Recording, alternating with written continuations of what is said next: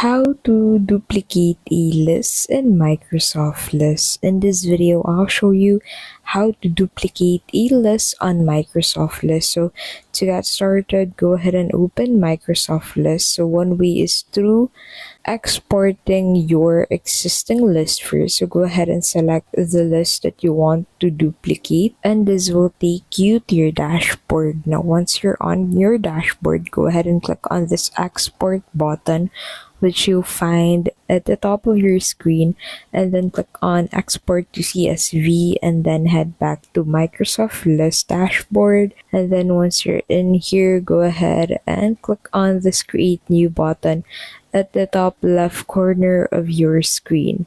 And then from this, go ahead and select CSV.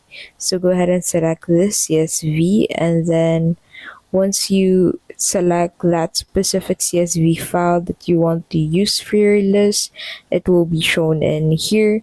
You can change the settings for each of this, and then click on save, and then name this specific list. Now, another way for you to duplicate a list is through clicking on that create new button again, and then selecting an existing list from here, and then go ahead and select from this two existing lists that you have in here of which you want to use, and then click on that next button, and then create a name for this specific list.